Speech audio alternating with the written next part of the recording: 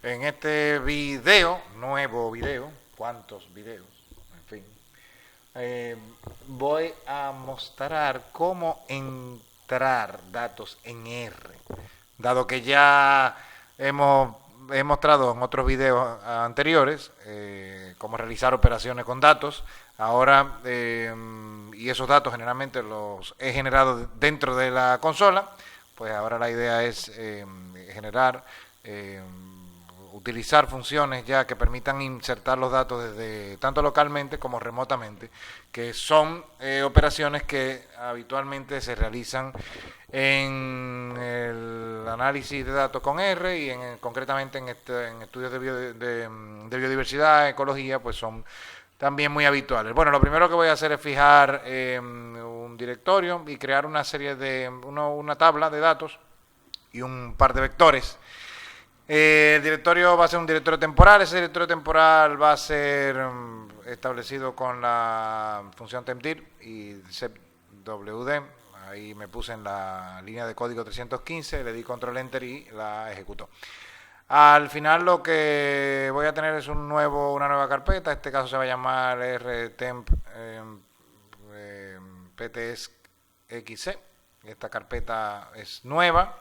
Y ahí es donde se van a ir generando los archivos que voy a ir escribiendo para luego llamarlos desde la misma ventana. La generación va a ser con el fijado de semilla, en este caso la 1, y voy a hacer un muestreo del 1 al 50, 10 números, y del 51 al 100, y va a generar un marco de datos que es este, con dos columnas, la A y la B. El fijado de la semilla tiene por objetivo precisamente que se pueda reproducir en cualquier otro contexto, se pueda reproducir con los mismos números. Los vectores A y B son dos vectores que extraje ya desde el objeto D, los extraje y con la función write escribí un archivo llamado a.txt y otro llamado b.txt, lo acabo de ejecutar ahora mismo en la consola. Y si nos fijamos, ya hay dos archivos ahí dentro. Uno es el archivo A, tiene 10 elementos en dos filas de 5 cada uno. Y el archivo b.txt, que tiene igual distribución, pero con números diferentes, que son del vector B. Bien, entonces ahora voy a escribir también el data frame, la tabla D. La voy a escribir en la carpeta de trabajo. Y esta tabla se puede visualizar con GNumeric en Ubuntu, pero también es un archivo de valores separado por comas que se puede visualizar con el bloc de notas en Windows o en Mousepad con en Ubuntu. Y aquí veo las dos columnas separadas por comas y los títulos de columna, entre comillas, también separadas por comas cada una de ellas, ¿no? Bien, entonces ahora estos datos vamos a asumir que los queremos manipular y introducir dentro de R. Lo voy a dividir en dos partes. El video va a ser una parte dedicada únicamente a datos crudos, cómo manipularlos o cómo entrarlos en R, tanto de manera local, como si fueran archivos locales únicamente, y también archivos que se puedan leer de forma remota. Y aparte de manejar datos crudos, que son textos planos, o que pueden ser archivos de TXT plano, pues también voy a introducir tablas que las voy a leer tanto de manera local como de manera remota. Voy a introducir tablas que sean de archivos de valores separados por coma, con la función readTable y sus métodos adicionales, y en otros formatos que son también habituales. Aquí es donde voy a concentrar prácticamente la mayor parte del video, sobre todo en la función readTable y sus métodos, y en los otros formatos va a ser más breve la parte de los otros formatos, y ahí voy a mostrar cómo introducir valores, cómo introducir tablas desde archivos como Excel o Open o LibreOffice y demás, ¿no? Open Data Sheets, Open Data Spreadsheet. Y también de forma remota, tablas que estén almacenadas de forma remota que se quieran introducir dentro de R. La mayor parte del análisis de biodiversidad se basa en tablas. Entonces, el hecho de que dedique una buena parte a eso es precisamente porque se manejan muchas tablas, tanto de matrices de abundancia o de comunidad como matrices ambientales. Bien, entonces con los datos, digamos, manejando datos que no son tablas, sino datos que pueden ser crudos que se pueden generalmente representar en forma de vectores o listas, existe la función scan, que es una función que tiene muchos argumentos compartidos con la función readTable, que sirve para leer tablas. Pues la función scan lo que hace es leer archivos de texto y lo que hace únicamente es leerlos como tal, como texto. En este caso lo que hace es abrir el archivo, los lee y se ven los elementos que él recoge. Hay métodos específicos ya dentro de la función scan que si reconoce que son una mayor parte numérico, pues el vector se convierte en un vector numérico. Igual, aquí lo que hice fue cargar el archivo a.txt que había creado previamente, que está en la ruta temporal que hemos creado como director de trabajo. Escaneó ese archivo y lo asignó al objeto A1 y ahora lo que estoy es desplegándolo con ese punto y coma que está después, lo despliega, y con B1 pues también por igual. Ahora tenemos esos dos vectores que eran las dos columnas del data frame, que son esas dos, y al final pues voy a tener generada también una lista que es la línea de código 337. Lo que hace es introducir esos dos vectores en una lista única. Ahí está, desplegado como lista. Este objeto, el objeto de lista que he creado, bueno, no es un objeto, sino es una llamada a la función que no se ha almacenado. Esa lista también se puede generar de manera directa, sin tener que hacer más lecturas independientes de vectores y uniéndolo en una lista al final. Con scan se puede trabajar directamente como una lista, leerlo como tal. Solamente habría que leer el archivo de D, que es de valores separados por coma, la tabla. Esa tabla, leerla, pero decirle que es una lista y decirle que esa lista tiene dos elementos, que son la columna A, que es una columna numérica, y por eso se le asigna un 0 para que se sepa que va a tener un valor de entrada 0 va a ser, y va a asumir que es un elemento de la lista numérico, y el otro elemento de la lista va a ser el elemento B, que también va a ser igual a 0. Le voy a decir que salte la fila 1, porque la fila 1 tiene los nombres de columna y eso no lo debe leer, y le voy a decir que los valores están separados por una coma.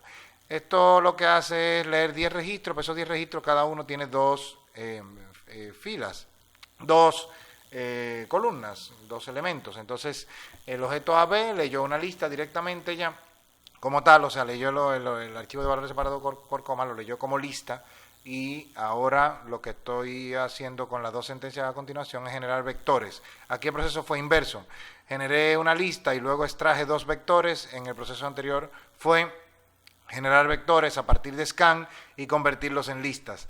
La función scan, como digo, tiene muchos argumentos compartidos con readTable y sus métodos, pero la función scan puede ser utilizada para generar matrices y data frames. Es útil cuando se trata de matrices que son numéricas y que todas las columnas tienen el mismo formato, porque además la función scan ocupa menos espacio de memoria RAM, es más rápida. Sin embargo, su uso para generar data frames o matrices también en general es bastante complejo, ¿no? No es tan fácil, y por eso es que existe la función readTable, ¿no? Y sus métodos. Por lo tanto, vamos a ver, voy a mostrar ahora cómo generar un vector ya de manera remota, y luego voy a mostrar cómo usar la función scan para leer un objeto que es una tabla de por sí, pero cuya estructura la conozco y la he introducido dentro de una función llamada DataFrame, que ya he explicado en otros videos. Primero, bueno, voy a mostrar que se puede leer en remoto. La función scan puede leer en remoto archivos. En este caso va a leer desde esta ruta y va a escanear ese archivo, que es el mismo que estaba ya alojado en mi directorio temporal de trabajo local, y lo que hace es exactamente el mismo procedimiento, lo único que lo hemos hecho de forma remota. Scan, al igual que readTable, también tiene la capacidad de leer ese tipo de archivos de forma remota. Bien, y ahora muestro cómo hacer una tabla con la función scan. Primero le voy a pedir que del objeto de ese archivo, que es un archivo que contiene Está explicado en el video anterior, precisamente con los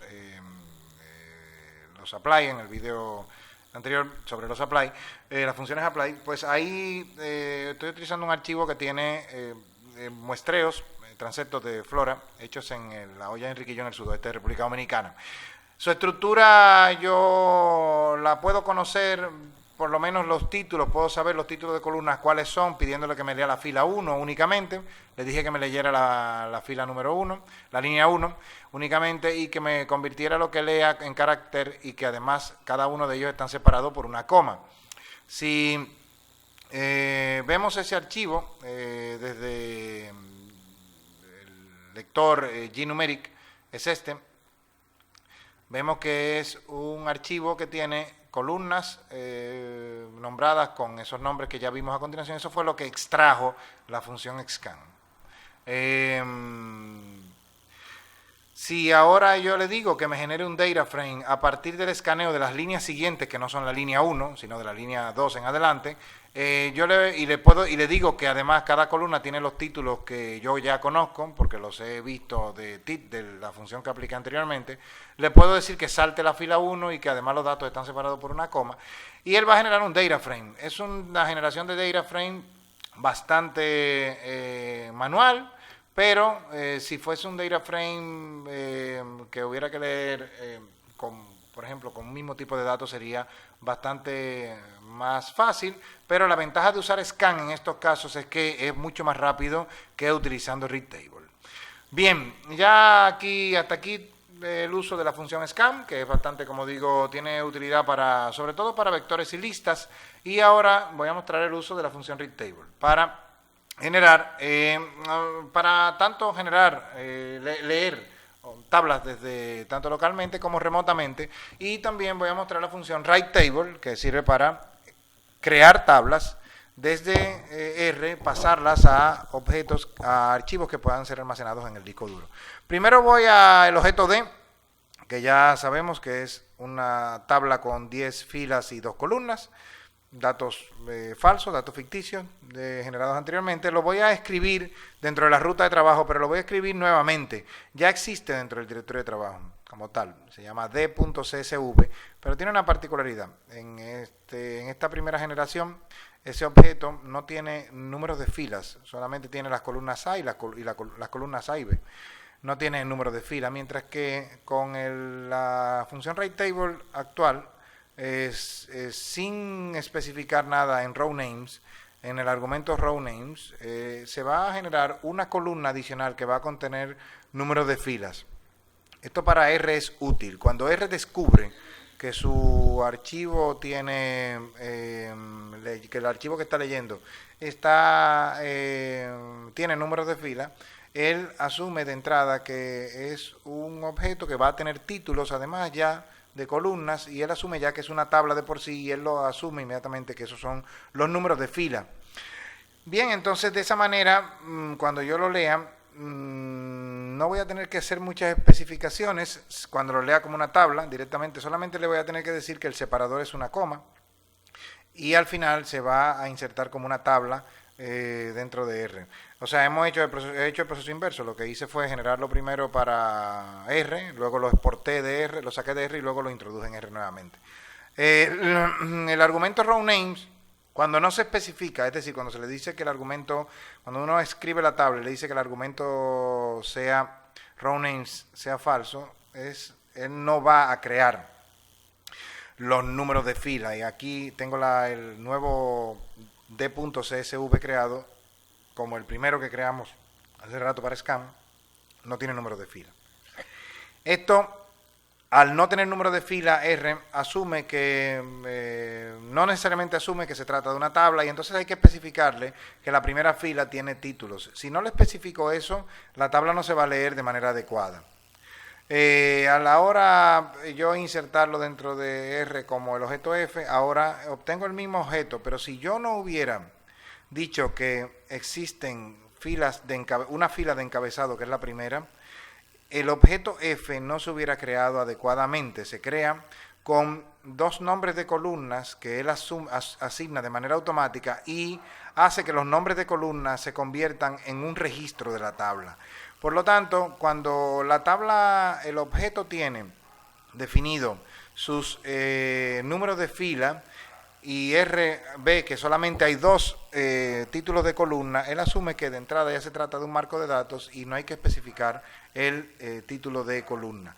Por eso, cuando no tiene los números de fila, pues entonces hay que especificarle que la primera fila contiene los títulos. Es decir, esto que hicimos, ahí tenemos una tabla sin números de fila. Aquí lo que le estoy diciendo es que la primera fila contiene los títulos. Aquí está la tabla F y vemos que la estructura del objeto tiene 10 observaciones y 2 variables, no 11 observaciones.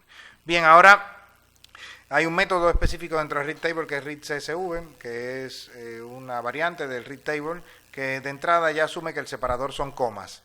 Voy a crear también con un método de writeTable, voy a crear un archivo de valores separado por comas que se va a llamar de .csv como anteriormente, pero sin tener que especificarle cuál es el separador. Esa es la ventaja de utilizar writeCSV en lugar de writeTable. Aquí he generado un objeto de .csv, que es este, lo voy a ver con el mousepad, y vemos que tiene el número de fila, que tiene también las columnas A y B, y que además los números de fila están atribuidos como si fuera una columna, con título de columna vacío, ¿no? Entonces yo le voy a decir ahora, dado que no especifiqué que los números de fila no se generan, sino por defecto él los genera, yo ahora le tengo que decir que los nombres de fila están en la columna número 1. Voy a generar un objeto G a partir de ese d.csv. Y ahora el objeto G lo muestro aquí a continuación y se observa claramente que el objeto G es exactamente igual al objeto F que generé anteriormente. La variante aquí fue que el archivo de valores separado por coma generó, la función writeCSV generó un archivo de valores separado por coma que los nombres de filas eran numéricos y esos nombres de filas se convirtieron en una columna.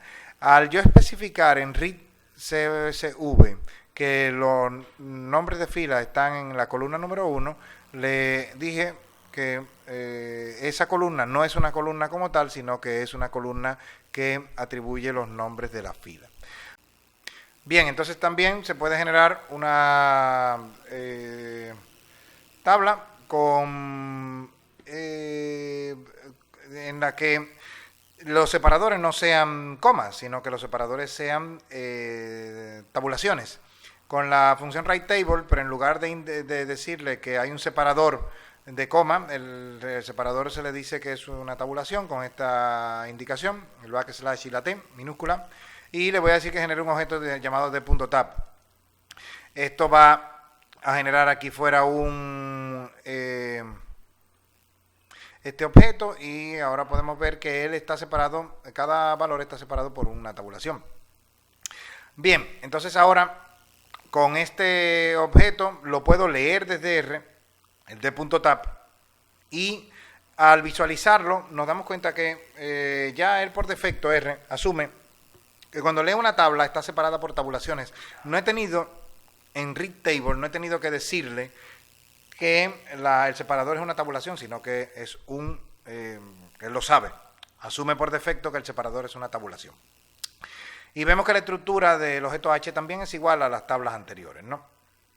Bien, hay otros argumentos de la función readTable y sus métodos que son también interesantes, de la función writeTable y sus otros métodos, que son interesantes también conocer, como call names, NaStrings, call classes, nrows, skip, comment card, check names, file encoding. Esos argumentos son interesantes también para cuando estamos trabajando con tablas que importamos, que importamos a R, porque hay muchas situaciones particulares con nuestros datos que obligan a que se usen estos argumentos. Es importante también tener en cuenta que una tabla, cuando antes de que sea introducida en R, sea procesada previamente, los títulos de columna sean convertidos, como se verá en la tabla o se vio en la tabla anterior que utilicé de los muestreos de la olla de Enriquillo. Es importante que la los títulos de columna y hay un proceso de limpieza previo de una tabla antes de ser introducida en R. Los títulos de columna es preferible que sean cortos, que no tengan muchas complejidades en espacios, en caracteres no reconocibles por la codificación básica, que no haya nombres muy largos, etcétera. Esas son recomendaciones útiles porque a fin de cuentas nos ayudarán también a hacer manipulaciones más rápidas de los objetos en R. La función, el argumento callNames lo que hace es, dentro de read CSV o dentro de read table también, es asignar nombres a las columnas y sobreescribir los nombres que haya definido previamente. Voy a escribir nuevamente write el objeto D en D.csv. Voy a obtener un nuevo objeto en el que los nombres de fila no están y le voy a decir que lo lea nuevamente a R, pero asignándolo a I, pero que los nombres de columna sean el C y D. Ahora voy a tener una tabla en la que ya no son nombres de columnas A y B, sino C y D. Y por lo tanto, nuestra estructura es igual en términos de tamaño, pero los nombres de columnas son diferentes. La función, el argumento NaStrings de la función readTable o readCSV, lo que hace es precisamente asignar un valor a determinar o decirle a R cuál es el valor o el código o el número que se debe convertir en valor NA. Vamos a ver el objeto D. El objeto D es este. Voy a generar un D1 y a la fila 2, columna 2, le voy a poner un menos 9.999 ejecutando la línea de código 383. Ahora ahí obtengo un menos 9.999. Voy a escribir ahora el objeto D1, lo voy a escribir en el disco duro y ahora voy a obtener un objeto llamado D1.csv, que es este. Viéndolo con el mousepad, vemos que ahora tengo aquí el valor que no tenía anteriormente, ahora se ha convertido en menos 9.999. Bien, al leerlo desde R y decirle que con read CSV y decirle que la cadena de texto o la cadena NA es el menos 9.999, él le va a asignar un valor NA a esa celda.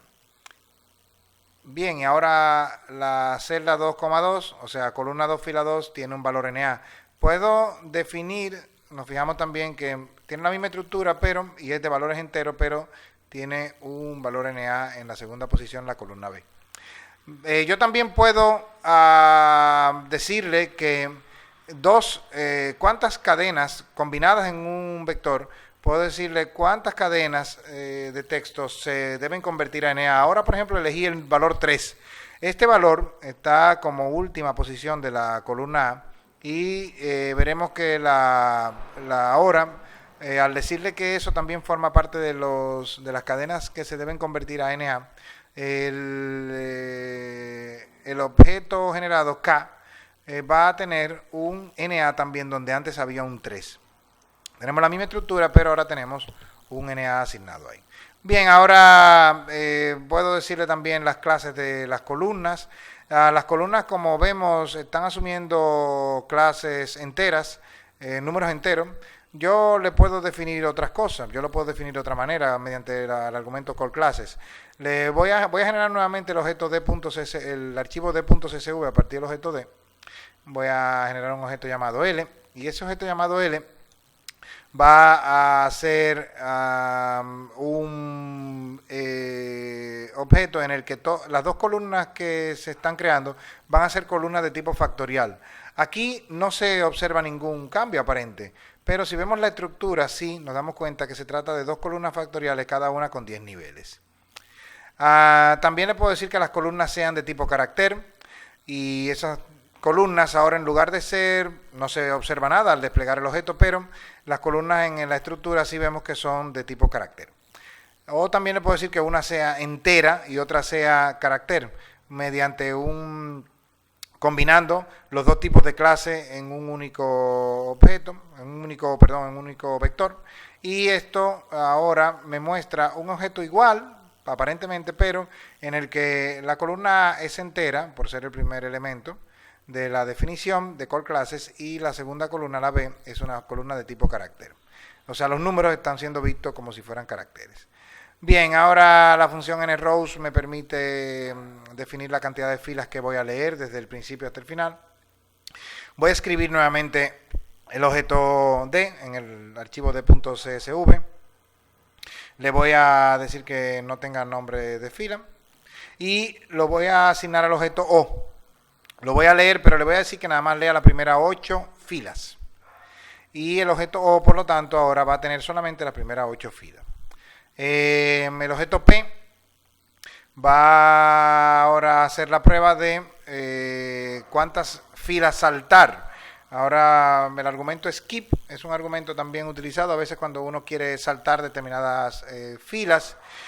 El argumento skip tiene el siguiente problema: puedo saltar 3 primeras filas, pero al saltar 3 primeras filas me estoy saltando también los títulos de columna. Entonces, si no le digo que no asuma la primera fila como título, si no le digo eso, me la va a poner como columna de título. Entonces le voy a decir que la primera columna, la primera fila, perdón, de ese objeto en el que se han saltado, de ese archivo en donde se han saltado las 3 primeras filas, la primera fila no la asuma como una columna como una fila de títulos. De tal suerte que cuando lo lea va a asignar nombres por defecto. R los asigna por defecto como V, V1, V2, y no se conserva entonces la fila que estaba en la tercera línea del archivo como una fila de datos, que son la fila, que es la fila que contiene los valores 28 y 83. Si vemos el objeto D original, vemos que el objeto D original en la tercera tenía los valores 28 y 83. Bien, ahora también le voy a decir una columna, voy a utilizar el argumento comment char, o sea, el carácter de comentario. Voy a utilizar ese argumento para probar cómo funciona la generación el salto de filas que tengan caracteres de comentario, o sea, que tenga líneas de comentario, un archivo que deseemos saltar al leer el archivo. El objeto de 2 va a ser un objeto nuevo a partir de D. Es igual, es un objeto que mantiene la estructura del origen. Bien, y ahora le voy a decir que escriba esto como un archivo llamado d2.csv. Este archivo va a estar en la ruta de trabajo, que es este, y le voy a decir, ahora que lo abra con el mousepad, y voy a insertar una fila que se llame probando comentarios. Hay que notar que inserté una almohadilla, un signo de número en el principio. De esta manera, al insertarlo con este carácter al principio, me va a R, cuando utilice el argumento comment char, va a ignorar esa fila. Esto puede ser útil para cuando uno quiere poner comentarios descriptores de la tabla que estamos manejando, pero que no tiene sentido como dato, sino que es una tabla que solamente, que en esas primeras filas que tienen la almohadilla, estamos describiendo nuestros datos y esas deben ser saltadas, esas líneas. Voy a cerrarlo, lo voy a guardar y lo voy a leer desde, si no le especifico el carácter de comentario, vemos que obtengo un objeto errado, un objeto con una mala configuración, mientras que si le indico que el carácter de comentario es la almohadilla, de hecho así es por defecto, no habría ni siquiera que especificarlo, para la función, el método readCSV, pues ahí sí voy a obtener un objeto en el que se omiten esas filas y al final no son leídas como datos. Bien, no es leída como datos. Ahora el argumento checkNames es útil también dentro de readTable para, o readCSV, el método readCSV, para hacer que las columnas, cuando tienen nombres largos o tienen caracteres especiales, si uno le dice que no haga un chequeo de los nombres, una verificación de nombres, cuando no lo hace, no los modifica, sino que los deja tal cual. Pero cuando uno le pide que haga una verificación de nombres, los convierte a nombres de variables que son manejables desde R sin conflicto posteriormente. Cada una de las posibilidades tiene una funcionalidad. Así que bueno, no es que haya que hacerlo de una manera o de otra, solamente hay que conocer que el argumento checknames existe y utilizarlo en las situaciones en las que no sea necesario de acuerdo a lo que veamos, si es falso o verdadero. Voy a generar un objeto llamado D3 a partir de D. El objeto D3 es como el original. Ahora le voy a decir que los nombres de columna de D3 sean columna 1 y columna 2. Voy a escribir esto como un archivo D3.csv, está aquí. Y visto con el mousepad tiene esta configuración. Los nombres de columna han cambiado, en lugar de ser A y B, ahora es columna 1, columna 2, con un espacio de por medio. Hay que notar, aquí hay un espacio entre la palabra columna y el número. Bien, entonces ahora, al escribirlo, lo voy ahora a leer desde la ruta, desde el directorio de trabajo, y ahora vamos a ver que le voy a pedir que haga una verificación de nombres. Este es el valor por defecto. El valor por defecto hace una verificación de los nombres para hacerlos compatibles con nombres de variables dentro de R. Y al ver ahora el objeto R generado, que es una tabla, me tiene los nombres de columna, ha eliminado el espacio por un punto. Tantos espacios haya, tantos puntos va a introducir. Si hay caracteres no legibles o otros problemas, los va a arreglar mediante una función de R que se llama names. Bien, si ahora le digo que no haga chequeo o verificación de nombres, me los mantiene como tal. El problema es que si yo creo un vector atómico y le pido ahora, por ejemplo, columna 1, tengo que meterlo entre apóstrofos, entre tilde diacrítica, perdón, y me va así me lo va a poder cargar. Si no lo hago así, no voy a poder cargar el vector atómico, pero si lo hago utilizando la tilde diacrítica, entonces es como voy a poder leer el nombre de columna. Por eso es que existe el argumento checknames, porque el hecho de que haya espacios genera cierta incompatibilidad. Si nos fijamos en el objeto R, que sí tuvo chequeo de nombres, no hay necesidad de la tilde diacrítica aquí y se puede leer como vector atómico en la columna 1. Esta es una de las grandes ventajas, una ventaja precisamente de tener muchos argumentos que ayudan a la entrada de los datos, y como nuestros datos siempre van a estar de manera muy diferente, pues lo importante es que sepamos que estos argumentos existen para definirlos según nuestros intereses. D4 va a ser un objeto para probar el file encoding, que es la página de caracteres. En este caso vamos a probar una página de caracteres, vamos a probar el file encoding para que lea un valor introducido que tiene una tilde. Voy a generar un objeto llamado D4. El objeto D4 es un objeto en el que se mantienen los mismos valores que en D originalmente, pero ahora le voy a definir en la celda 2, fila 2, columna 2, le voy a definir un valor diferente, va a ser una cadena de texto, en donde hay una palabra con una tilde. Bien, eso lo voy a exportar y le voy a decir que el file encoding es Latin 1, de manera que reconozca los caracteres latinos. Y así, ahora, al importarlo, si yo le digo read CSV a R, va a generar el objeto T, pero este objeto T no va a tener adecuadamente leído el carácter con tilde. Va a introducir una variante simbólica, y esto lo que se puede hacer para corregirlo, evitarlo, es cuando uno lea el archivo, leerlo con la codificación o el file encoding con el que fue creado. Muchas veces no sabemos cuál es el file encoding que fue utilizado y tenemos que intentar descubrirlo y demás. Hay herramientas incluso del propio R para poder intentar descubrir cuál es la codificación, la página de codificación. Pero en este caso la sabemos y al definírselo vemos que se puede leer correctamente la tilde. Bueno, hasta aquí la parte correspondiente a la función readTable, writeTable y sus métodos. Ahora vamos a leer archivos. Ya he leído varias veces un mismo archivo y lo he grabado incluso para que podamos usar el formato más común en R, el CSV, que muchos programadores consideran un formato que destruye datos generalmente, ¿no? Y es verdad, porque los nombres de columna tienen que cambiar, los formatos de cada columna no se saben. Realmente pasar a CSV es destruir datos. Entonces, se pierde información, no se trata de una base de datos, un archivo de valores separados por coma, realmente pierde mucho de estructura y de codificación, y la codificación obliga muchas veces a recuperar estos datos perdidos, ¿no? Mientras que si trabajáramos con base de datos sería diferente.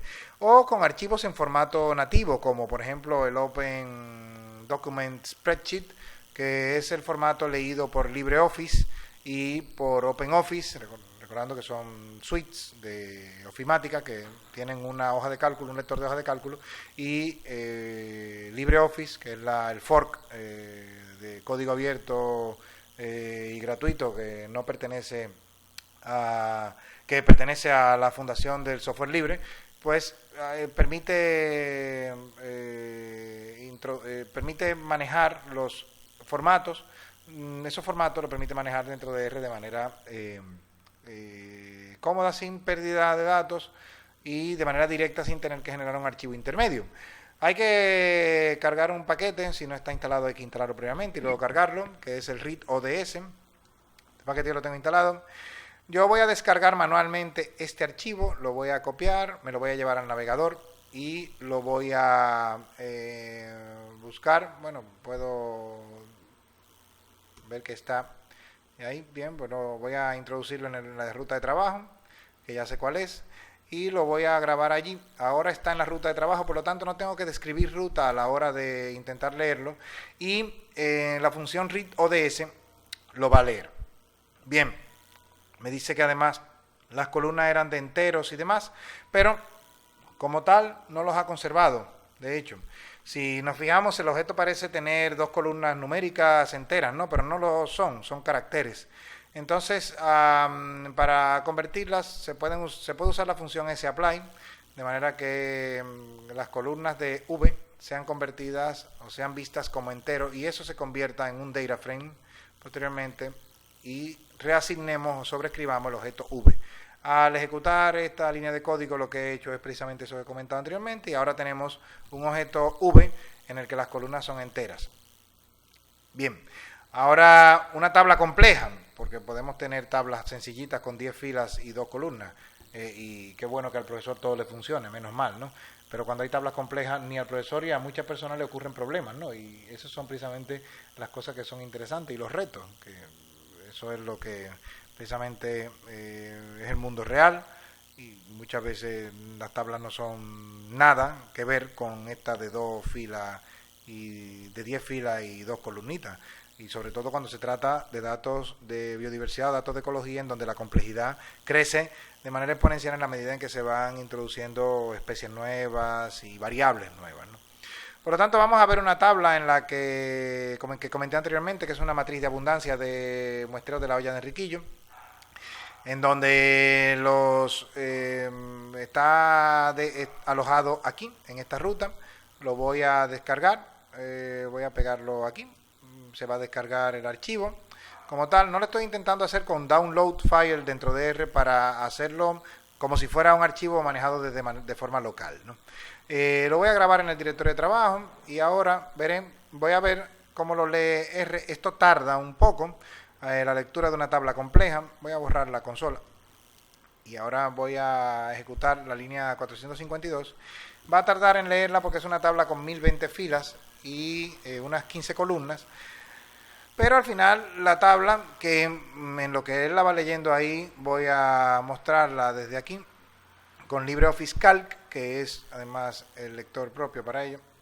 Vemos que es una tabla que tiene muchísimas filas y 15 columnas, por lo tanto es una tabla compleja, con diferentes tipos de datos, etcétera, ¿no? En R ya terminó y ahora podemos ver, por ejemplo, las primeras 6 filas y vemos que se insertó la tabla como tal. Aquí hay un error, hay un fallo, que esto tiene ceros aquí. Entonces esos ceros habría que convertirlos a NA, porque realmente no es que haya valor 0 allí, sino que realmente, sobre todo en los DAP, en los diámetros de altura de pecho, en donde estos valores son NAs, no es que haya DAP 0. Bien, entonces, que fueron valores no medidos realmente. Viendo la estructura, nos fijamos que tenemos, que es lo que ahora nos importa de momento, es una tabla con todas las columnas convertidas a carácter. Esto se puede resolver con la función sapply nuevamente, convirtiendo las columnas 2, 4 y hasta la 15, convirtiéndola a numérica, con la función sapply, y esas columnas sobreescribiéndolas en el objeto original. Lo mismo voy a hacer con las columnas 1 y 3, que son columnas factoriales realmente. Le voy a decir con lapply que me las convierta a columnas factoriales y las sobreescriba de las originales. Y voy a ver nuevamente la estructura. Ahora tengo la columna 1 y 3 son factoriales y las demás son columnas numéricas. Y así tengo mi objeto como debe ser. También podría ejecutar código para convertir a NA los DAP que están ahora mismo como valor 0. Bien. Ahora leyendo desde Excel, porque a fin de cuentas yo que me paso la vida entera ya criticando a los formatos privativos, pues bueno, pero todos tenemos archivos en formato Excel, aunque sea parte de un pasado vergonzoso, pero bueno, a fin de cuentas todos lo tenemos y necesitamos utilizar los archivos Excel, no tenemos más remedio. Y por lo tanto para eso hay paquetes de R, que en este caso uno de los más conocidos es Read Excel. Una tabla sencilla podría ser la tabla D, que la voy a descargar de manera manual primero, como para convertirlo como un archivo local, y descargándola en la ruta de trabajo. De manera que ahora cuando yo la lea va a crear una tabla que se llama table. Perdón, tengo que cargar el paquete read Excel. Y ahora él va a crear una tabla que es un table, es un tipo de tabla. Al mostrarla, está aquí, vemos la estructura. Es una tabla específica con este tipo de clase. Se puede convertir a un data frame tradicional. La ventaja de los tables es que tienen mejores, son más fáciles, se pueden visualizar mejor en pantalla. Para su impresión también hay funciones específicas, por lo tanto son útiles los tables como tal, pero si nos gusta verlos como data frame tradicionales de R, pues aquí está, convertido ya a un data frame. Una tabla compleja sería, por ejemplo, también el mismo archivo de los muestreos de vegetación de la olla de Enriquillo, manejados como, descargados como archivos, como un archivo Excel. Se puede ahora leer con la misma función, lo voy a convertir al objeto Y. En este caso tengo que decir que la función read Excel lee bastante más rápido que la función read ODS. Así que bueno, nada, va a favor de Microsoft. Y aquí vemos que tenemos una tabla en la que estoy mostrando las 6 primeras filas. Si vemos su estructura, también tiene la ventaja de que está lo que es numérico en numérico, lo único que lo que es carácter no se convierte a factorial de manera automática, aunque hay argumentos dentro de la función read Excel para hacer eso de manera automática. Bien, y lo mismo, pues también si fuera un XLSX, o sea, un XML de los nuevos de Office, de la suite Office de 2007 en adelante, voy a descargarlo primero que nada, es este archivo, es este, y lo voy a descargar como tal, aquí,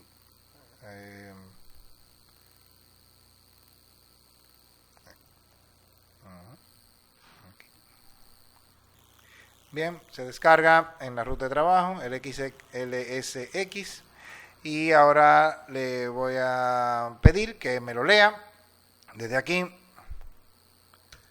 luego que lo convierta en un data frame. Aquí está el encabezado y vemos, si luego vemos la estructura de Z, vemos que es parecido al anterior, lo único que en este caso ahora es un archivo que fue obtenido desde XLSX.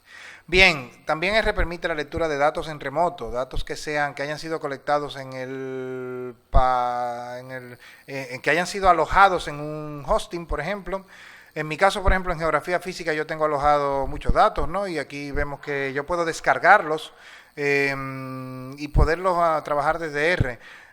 Como tal, se pueden primero descargar y luego abrir, pero también se pueden leer de manera remota desde el servidor, y hay un protocolo incluso de comunicación HTTP dentro de R para poder leer archivos de valores separados por coma de manera automática. Bien, Este archivo lo estoy descargando y lo que hizo fue, este archivo, el ema.csv, se grabó en el directorio de trabajo con este nombre. Con la función download file, lo que hice fue descargarlo y ahora ya está alojado en el directorio de trabajo. Está aquí, es este. Y lo que son los transectos otra vez de la olla Enriquillo. Y ahora le puedo decir que lo lea de manera directa. Lo lee y aquí tengo la estructura. Otra vez tenemos una estructura, digamos, parecida a la anterior. Lo único que como es con la función readcsv que lo leí, las columnas factoriales la convirtió a la columna de caracteres la convirtió a factoriales, las numéricas la convirtió a numéricas, etcétera, ¿no? Bien, y aquí vemos la tabla como tal. Aquí tenemos la ventaja de que este archivo que yo había creado previamente ya tenía los ceros, los tenía convertidos a NA, que los convertí con una línea de código en R anteriormente. Bien, también es posible leer archivos CSV, como decía anteriormente, directamente desde una URL. Es decir, voy a utilizar, en este caso voy a utilizar Z2 como nombre y veremos que aquí voy a usar Z3 y veremos que puedo leer directamente desde el servidor mío donde tengo yo alojado estos datos. Puedo leer este archivo. Para eso hay que tener un hosting y para eso hay que tener posibilidad de almacenar datos allá arriba y puede ser leído directamente sin tener que ser descargado a la computadora, pero como está mostrando todas las posibilidades para manejar datos e introducirlo a R, esta es una de ellas. Y también existe la posibilidad de descargarlo desde Dropbox. También existe lo mismo para Google Docs, Google Sheets. Se puede descargar un archivo directamente de Dropbox. El paquete rdrop2 permite, y no se tiene que instalarlo previamente, permite uno autenticar un usuario nuevo. Lo hace vía el navegador. Yo lo voy a autenticar y le voy a pedir que me lo autorice, que me autorice a R a acceder para esta sesión a Dropbox y ya tengo el permiso para ello. De esta manera, en mi Dropbox tengo un archivo dentro de la carpeta biogeografía que es los muestreos del lago Enriquillo, ¿no? De la olla Enriquillo. Y ahora en R le puedo decir que me los lea con la función drop read csv y lo que lo asigne al objeto Z3. De esta manera, desde Dropbox directamente, él está leyendo el archivo y ya está asignado al objeto Z3. De manera que esta es otra forma para poder obtener los datos desde Dropbox. Y como digo, también hay posibilidad también de hacerlo desde Google Docs y demás. Hay que notar aquí también que la carpeta biogeografía hay que definirla previamente. Si uno pone esto solamente no lo va a poder leer, él tiene que saber que está en una carpeta previamente. Bueno, este largo vídeo tiene como utilidad precisamente el poder manejar los datos en R y para cuando haya situaciones particulares se recomienda utilizar cualquiera de los argumentos que he mostrado anteriormente. Hay dentro de RBloggers hay también una buena entrada que se llama Importing Data into R, que es más directa, no obliga a escuchar un vídeo largo y mi aburrida voz por tanto tiempo, pero que, bueno, no explica todos los detalles que he explicado anteriormente. Yo sé que hay personas que les gusta también más el tema por vídeo, pero aquí hay está bastante bien explicado, otras situaciones incluso que no he contado yo, como el manejo también de conexiones RODBC mediante el paquete RODBC a bases de datos y otros formatos, JavaScript y demás, o sea, otros formatos que necesitan también de paquetes dedicados únicamente a JavaScript, ¿no? Bien, bueno, pues aquí también hay una explicación de cómo insertar en este blog archivos de SPSS, de SAS, de Stata y demás, que son formatos que yo no utilizo, pero también hay paquetes para R para eso. Yo generalmente no utilizo prácticamente esos formatos. Hay también un paquete llamado Foreign que también sirve para descargar DBase, archivos DBase y otros, como vemos aquí el S+, formatos S+, también los archivos EPIinfo, etcétera. Para poder MATLAB y todo ello, pues hay bastante aquí explicado, ¿no? Bueno, pues este vídeo espero que sea de utilidad para poder realizar importación de datos dentro de R.